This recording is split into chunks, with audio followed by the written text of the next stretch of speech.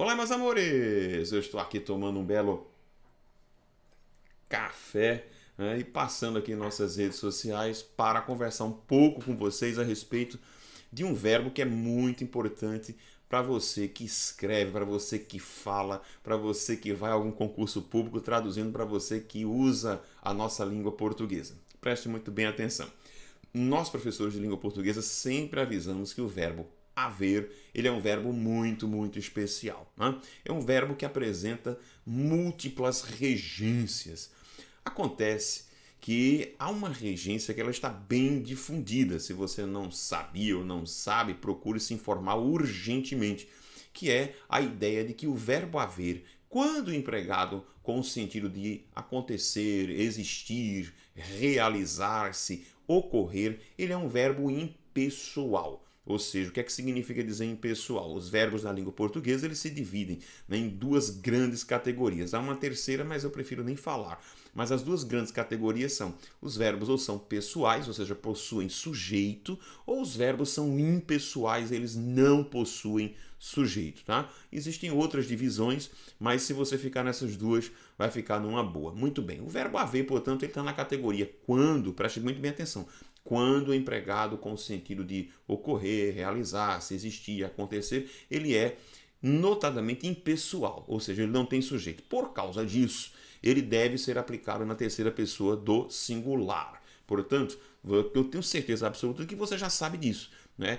Soa ruim para quem está estudando a nossa língua portuguesa escutar alguém dizendo houveram problemas, houveram situações constrangedoras. Isso soa ruim, isso soa mal, né? Ou seja, eu já sei que esse cara é impessoal, eu vou ter que usá-lo no singular. Houve problemas, houve situações. Muito bem. Os concursos e as provas já perceberam que vocês sabem disso. E aí o que eles fazem? Eles tentam mudar um pouco a forma de questionar o verbo haver. É isso que eu queria trazer para você hoje. E eles aplicam o verbo haver, aí eu quero chamar a sua atenção exatamente em cima, né, de locuções verbais. Então tenham muito cuidado. A locução verbal é aquela formação, né, que a gente chama de indecomponível de dois ou mais verbos que representa, na verdade, um. Essa é a grande ideia da locução verbal. Existem inúmeras formas de se construírem locuções verbais. Mas agora eu quero falar especificamente das locuções verbais, ou seja, você vai ter um verbo auxiliar e um verbo principal, e eu quero falar das locuções verbais construídas com o verbo haver. Eu tenho, com este verbo haver, duas situações clássicas. E vamos tratar hoje nesse vídeo, para ele já não ficar muito longo, da primeira situação. Observe, a primeira situação, ela diz que o verbo haver, ele é o principal, observem aqui, ó, ele é o principal, no meu lado direito aqui está o verbo haver, então vamos colocar ele aqui como ó, principal. Opa! Ele é o principal numa locução verbal. O que vai acontecer?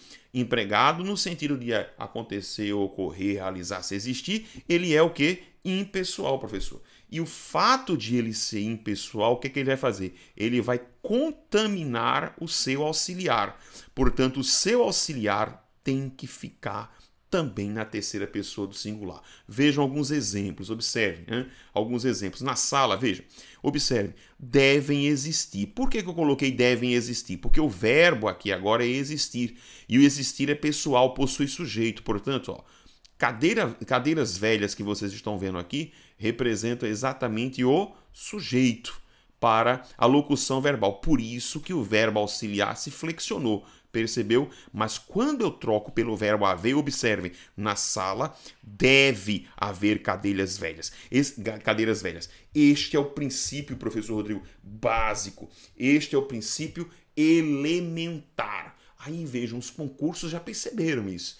E aí eles mexem com essa locução verbal, usam outros auxiliares, constroem o período com vários substantivos no plural. Você precisa ter muito cuidado. Observem outros exemplos agora. Vejam comigo. Ó, todos os problemas, percebam, todos os problemas, observem, tudo no plural, ó, que podia haver no processo foram resolvidos pelo Ministério Público. Percebeu que eu cerquei tudo de plural? Agora veja, todos os problemas os quais...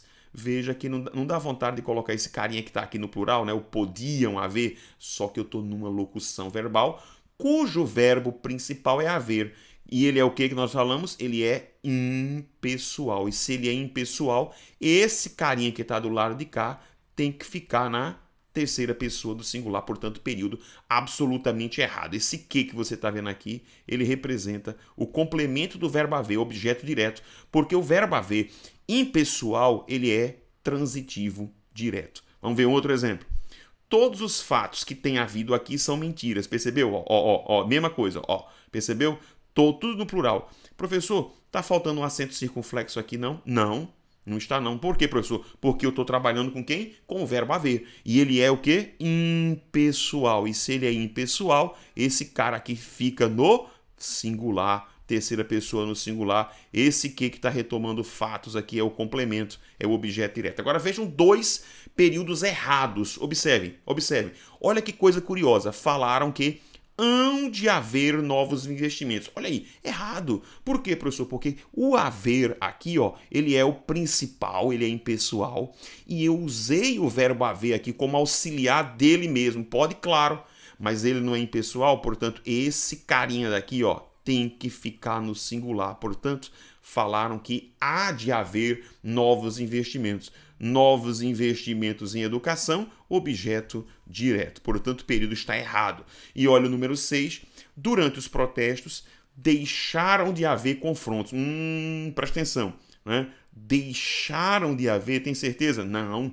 Verbo haver é o quê? Impessoal, professor. E se ele é impessoal, né, na locução verbal, o auxiliar vai ficar onde? No singular, terceira pessoa do singular. Esse termo aqui, confrontos, que você está vendo aqui, na verdade, é só o complemento, é o objeto direto e não o sujeito. Portanto, você precisa ter muito cuidado quando você estiver trabalhando com o verbo haver dentro de locuções verbais, ok? E esta é a primeira situação. Eu vou tratar no outro vídeo agora da segunda situação, quando o verbo haver é somente auxiliar numa locução cujo verbo principal é pessoal, ou seja, quando ele possui sujeito. Beleza? Não erre mais isso é muito importante para a sua preparação, né? E é feio quando você fala ou escreve isso aí de forma errada, portanto, procure se corrigir. É isso aí, avise os amigos, curta aqui as nossas redes sociais, né? E acessem SES para os nossos cursos. Para todos vocês aí, um grande abraço.